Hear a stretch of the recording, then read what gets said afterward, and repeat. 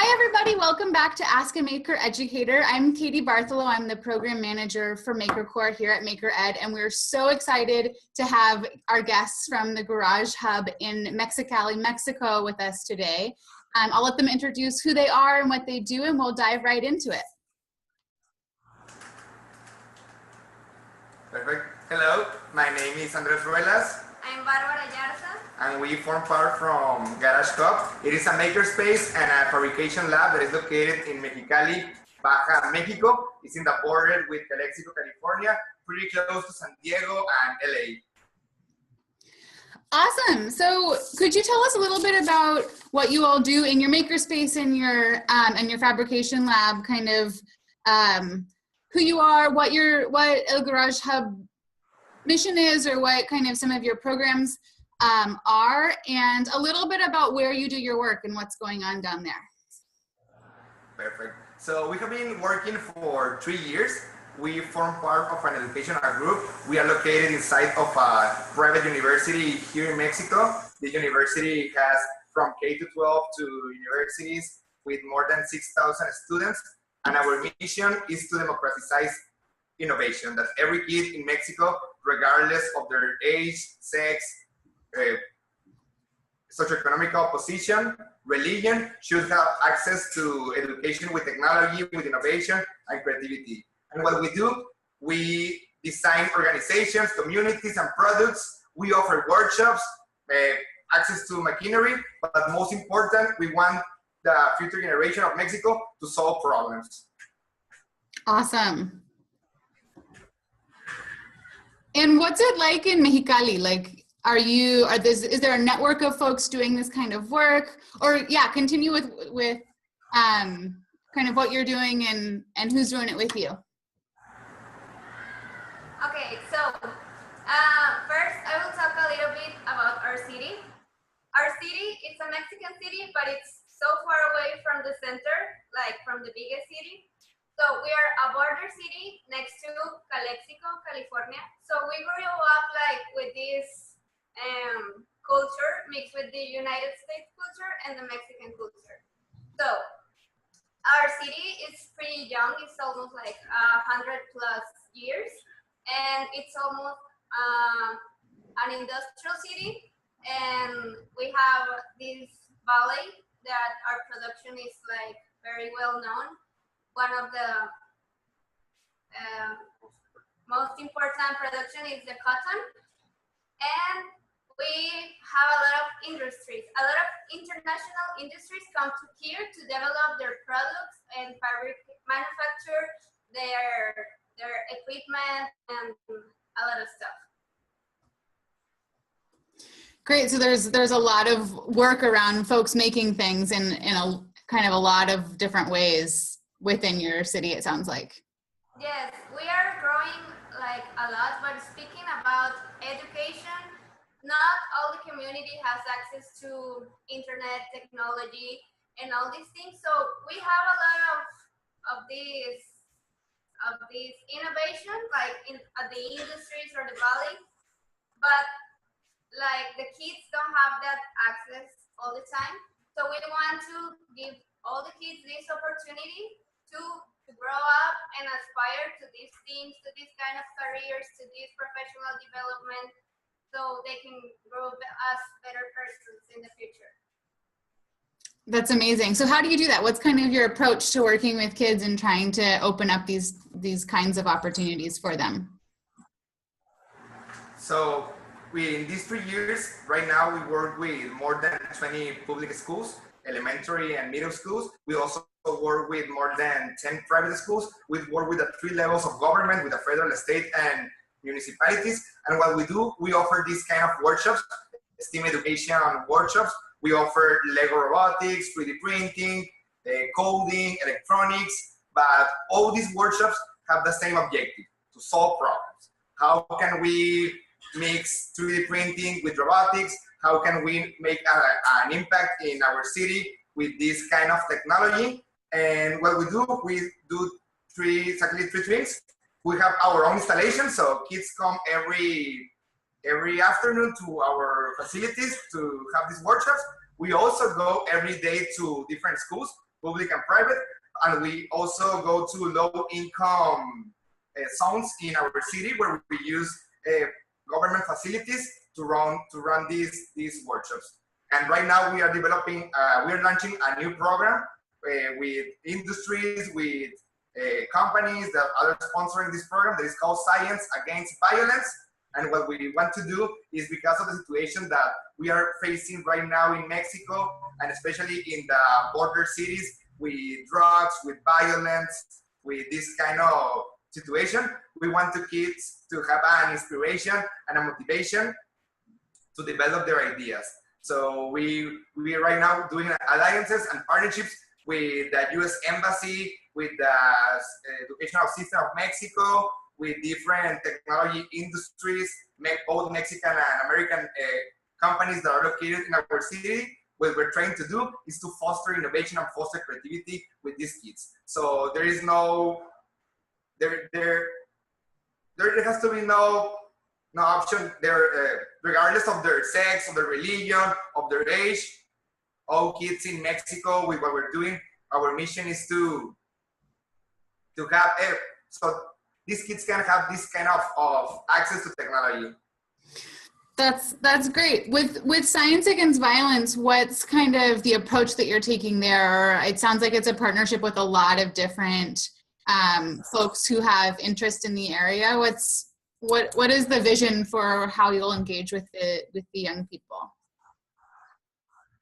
Okay, so we have this program. The base is Science Against Violence, but we take it to a lot of different with collaborations, like with government, communities, industries, private schools, etc. Mm-hmm. So what we try to do is like the things we want to approach, that is to give education so we can get a better security, health, and soft skills in the kids.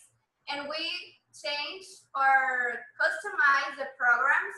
So each community has their own program according to their necessities. All the programs, the basics of the programs is like they have to pursue design thinking, STEAM education, critical thinking, problem solving, leadership, inclusion. We have this problem here that the kids, almost boys are the ones that take these kind of classes or background lessons, mm-hmm. But we want to include more the girls. So all the programs have to be 50-50. Wow. And that is a requirement we make with the, once we open the program, so it has to be 50-50 and have all of these aspects, as you said. And we develop the curriculum so they solve a real problem inside the community or the industry or the ballet or the whatever the place is taking. So with technology, we have a lot of programs like 3D printing, Lego robotics. We have one of Makey, STEAM education, but the main thing here is to use that technology as a tool. Not just like the different lessons and they would do this and that and solve it, make a robot. No, it's not about that. It's about solving real problems, and it's really cool to see when the kids propose the problems. Like, I can solve this, I can help with this, or I have an idea. So it's like really, really touching to see the kids come up with these great ideas. So that's the about.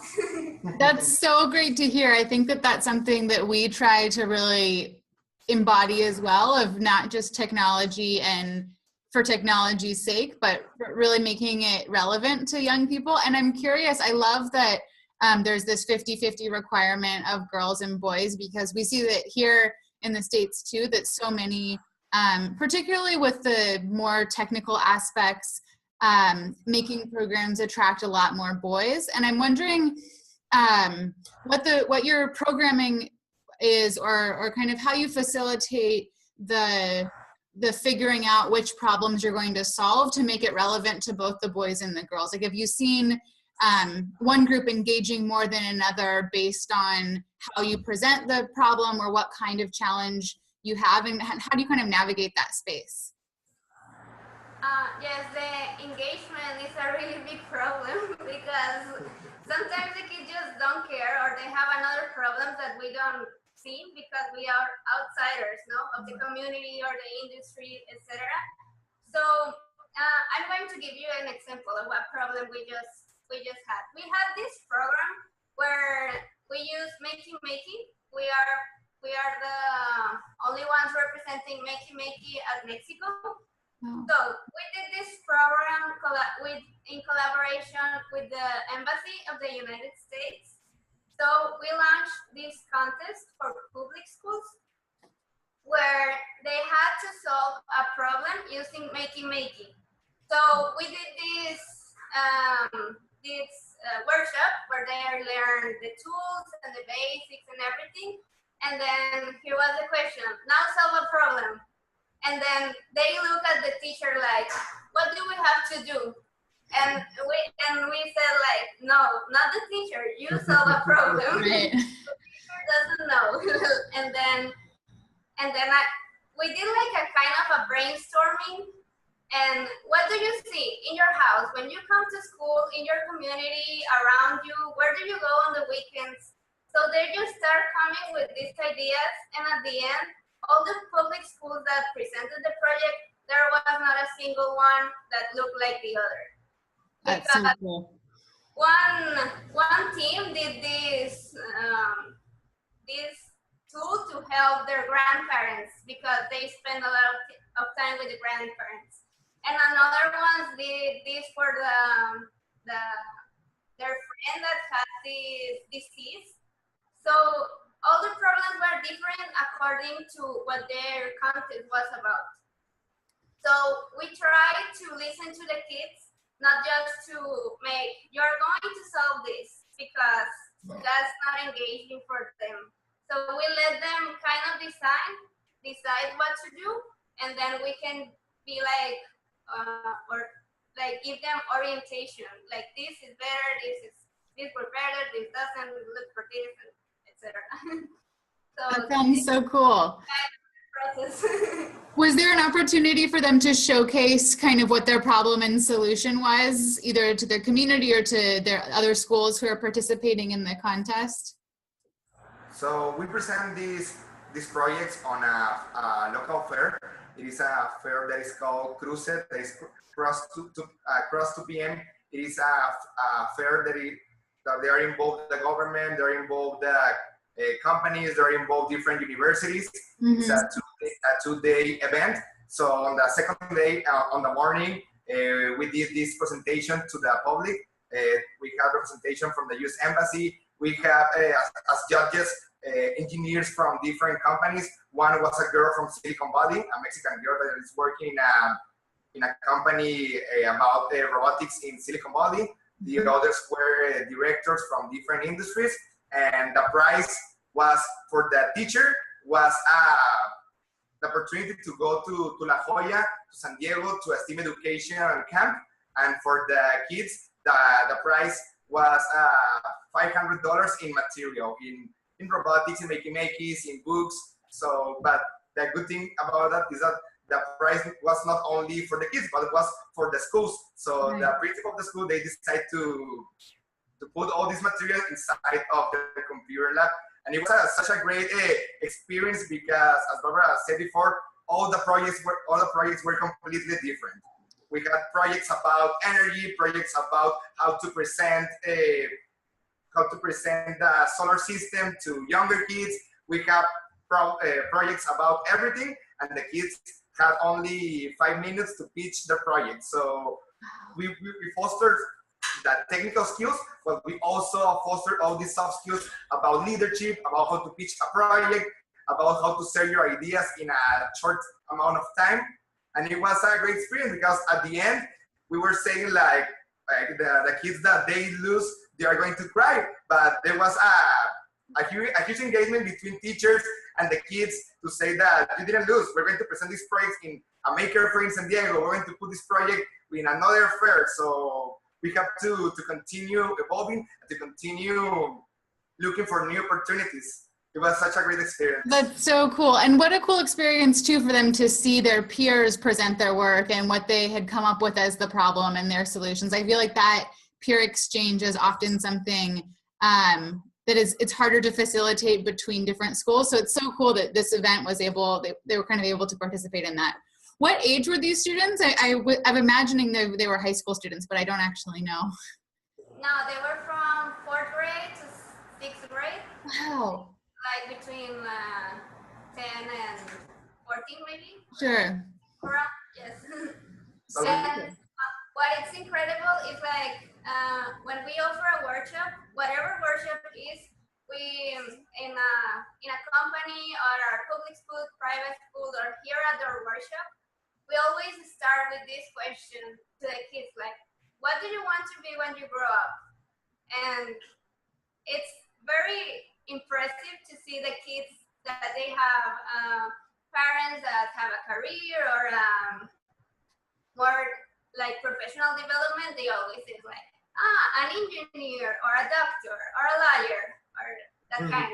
But when we go to communities that don't have access to this kind of education, or the parents are in a different situation, they're like, I don't know. So one of them one time, so I want to steal.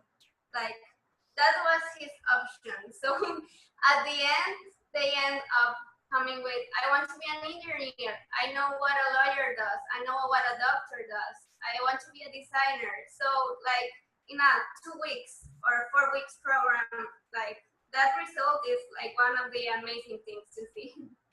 That's so cool. And so do you, when you go into a school for a workshop for a couple weeks, how do you kind of help it extend beyond the workshop time? Like, are you working with the teacher to get them comfortable continuing to do this type of work, or do you go back to the same school? How do you kind of help set the school up for this being more than just the 2-week workshop?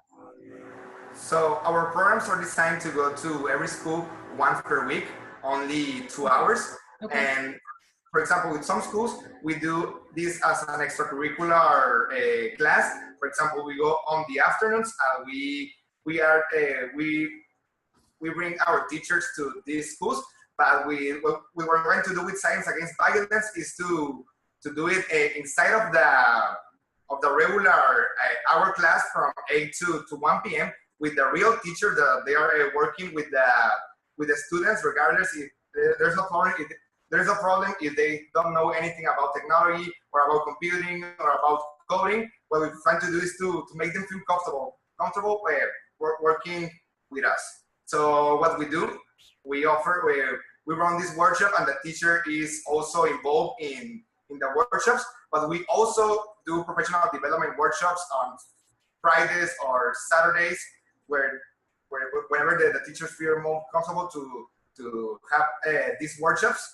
So yes, we want to involve all the community, not only us to go to the school and then bye-bye, but also to involve the principal. So in some schools, the principal goes to the classroom and they want to learn more about what are you doing. They talk to the kids, and I can show me your project and show me what you're doing. They talk to the teachers and they make them feel better, because a teacher that 2 months ago they didn't have any knowledge about this, right now they're implementing in their regular curriculum this kind of abilities, these kind of tools.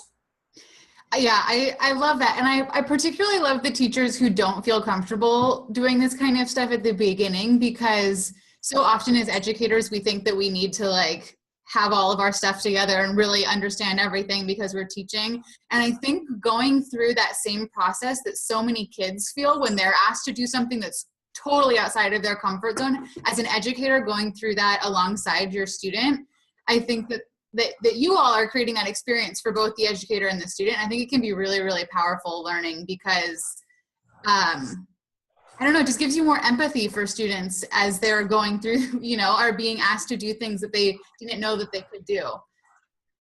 Yes, and at the end, it's not about the program or the specific content they are learning. It's about creativity, and it's about solving problems. that it's an ability that we all have, even if you're a 5-year-old or a 90-year-old or whatever. You can create and you came up with solutions to problems, and this is what these workshops are about. Something that, yeah, absolutely. Something that we talk about here is that so many of the communities who don't have the technology coming into their schools yet are the communities who have the longest history with like really serious problem solving and repurposing of materials and figuring out how to do things. How do you all kind of, something that I am really trying to reflect on and help the educators I work with figure out how to do better is leveraging those communities and really showing that this isn't kind of a new educational fad, but it's something that a lot of working class communities have already been doing, making and problem solving. And how do you kind of use that expertise that exists within some of the communities that you talk about that are kind of outside of who's being exposed to this? How do you kind of both honor that the communities are already doing this, but also bring them into the process? Can you repeat again the question or the point? Yeah, absolutely. So you were talking about some of the communities that are kind of either harder to reach or that don't have typically access to quite as many technologies. At least here in the States, those are a lot of the communities that are doing making before it was kind of a popular educational thing. They're repairing their bikes, or they're, you know, building something new. And I'm wondering how you program for those types of communities that might already have this in their kind of in the spirit of their community. We try to adapt the program to the community. Mm-hmm. But it's incredible to see like how it changes from one to another. Yeah. We have this. We also do this activity like when we start a program. We ask the kids to list all the uses they can give to a hanger, a cloth hanger, except for hanging clothes. So we have come out with this kind of based on experience answer that the kids that less have access to technology are the ones that came up with this huge list of ideas, and the ones that have access to technology, laptops, tablets, cell phones, everything in their daily lives, they're like, hangs clothes. like, I can make too, and because I saw it on a tutorial on YouTube, you know, like, it's very amazing. Like, they all have this huge capacity to create and to solve problems, and it doesn't matter if they don't have access to this expensive technology or expensive learning material. And it's about creating the way of thinking and developing the critical thinking that they can apply after if we put the media, like the learning material or a computer, etc. But it's first about the thinking, developing the thinking and the way to solve problems in a critical way, and then they can apply it with the technology. So it doesn't matter if they don't have computer or they don't have internet connection, because it's about starting from the basics, and then when we have all of them usually have potential, so we try to orient them into a good path so they can continue learning and developing their skills. That's so cool. I love what you guys are doing. I'm excited to kind of keep hearing and keep learning about all the new things you're doing. As we kind of wrap it up or pull together, I'm wondering if you could share what's the most kind of difficult thing that you've come up against in implementing it sounds like you're doing so many things and working with so many different people, both on the partner level, but also in the school level. So what's like been the hardest or most difficult thing you've had to work through? And then also, what's been most inspiring? I mean, I think that we all have so many stories of watching kids just do awesome things. And I'd love to hear either more about the contest that you talked about or something that really inspired you in the work that you're doing. You talk about inspiring. So yes, we were running this for 3 years. At the beginning, we faced that parents think that robotics and electronics are only for smart kids. Yeah. They came with us. My kids is super smart, so he knows everything about robotics because he saw a YouTube video. Or my kid is smart because he knows how to play with the iPhone. He's so smart. He or she is so smart. But what we're trying to do is to inspire people, to inspire kids, and to let them know to the community, to our partners, that even if they don't know anything about electronics, about coding, even if they don't want to pursue a career about science or technology, if they want to be a psychologist, they want to be a lawyer, technology innovation has to be part of their regular life. So it was very difficult at the beginning to convince people that this kind of workshop was not only to become the next generation of engineers or the next generation of scientists. It was more about to become the next generation of people or of kids, of younger persons, that they can think, that they can do things with their own hands, that they can read and they can look at manuals and they can do it physical. So yes, it was one. And also to have access to work inside of the schools, because in Mexico there is a new educational reform that is going to be in the next year.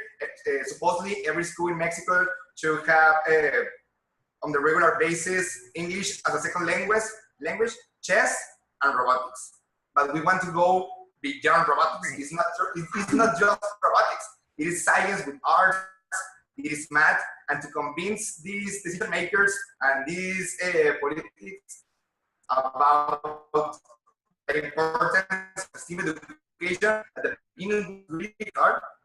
Right now, we can say that we have we work directly with the federal government. We work directly with the system, the state government, with the Department of Education, the Department of Security, the Department of Youth. We work with the municipalities. We work right now with everybody, with different universities, because they can see the impact that we are making. So yes, at the beginning we were like, are we going for the career, the good path? What we're doing is going to have this kind of impact? But when we start working with a company, this company is called Skyworks. It is one of the biggest manufacturers of IoT technologies in the world. They become like our principal sponsors. We run a workshop inside of their factory for 70 kids on the summer. So when the parents came to work, they leave their kids with us inside of the industry for 4 hours. And when they finish their turn, they pick up the kid. And we did this for 2 weeks. And the impact was amazing because the company was so excited that they decided to put it on the news, to pay us for media, for sponsorships, to put it on an international spot, because the company is a global company. So they become like our first amazing partners, and we start to gain credibility with this program 2 years ago. But yeah, without that partnership at the beginning, we were like just 5 people on their early 20s in a garage trying to make this kind of impact. But right now, we can probably say that we have impact more than 4,000 kids in this. It's incredible. It's just incredible. You can talk about the good parts. Yeah, what's the other question? Just something that's been inspiring, like a moment or anything that's inspired you or that kind of keeps you doing this work, because I know a lot of times it can be a lot. Yes. Okay, I think generally speaking, without saying a specific situation, I think the most inspiring thing about this is regardless if it's in a private school, public school, community, or a program or an industry or whatever we are. And more about the content is creating this vision on the kids. Like when they come with this vision of, I want to be here, I want to make this, I can do this, or when I grow up I want to be this, or I don't have to be in university to make a product or to develop a project or to do real things. I think it's all about that, like communicating that to the kids and that they make them of their own and they believe it, and it's like, yes, I can. It's like giving them the yes, I can, and I think is the best part of all. I love it. Yes. Is there anything else that you want to say or shout out before we wrap this up? Yeah, I can probably say that our team, that the most important thing in Garage is our team, the people that work directly or indirectly with us, the teachers and the kids, but the instructors, the people that are in front of the classroom, the people that go every day to face this new situation. Sometimes we blame the teachers and for everything. If the kids is going bad at school, if something is happening with these generations, the first person that we blame are the teachers. Yeah. Those are like the heart, the essence of Garage, and also our team. We have an amazing team because we are inside of a university. We work directly with the research, we work directly with the marketing group, with the communications group. We have like an interdisciplinary team that every day we love what we do. Like here at the meetings, here at, sometimes it's very difficult because, for example, 1 month ago, it was a Friday and we had to launch a program on 5 different places all around our city on the same day. And we were like, how can I divide myself to go to and then to go there? But yes, a good team is essential for every company, for every organization. That's so important. I'm so glad that we've been able to connect. And for everybody watching, we're super excited to have Barbara and Andres as part of the Maker Ed community and family. Over the next couple of weeks, we'll be posting other things that they're involved in and things that they're doing. And then this will all culminate with a live Twitter chat with them, which we're also super excited to host. All that information will be online. But thank you guys so much for making the time to do this and for telling us about, so often this conversation stays in the US regionally, and what we always try to do is bring it nationally. And what's really great now is that you're helping us take it and see beyond our borders what's going on and what this looks like. So we're so grateful to you, and we look forward to reconnecting in a couple weeks on Twitter. Thanks. Thanks for having us. And keep dreaming, making, and sharing. Yes.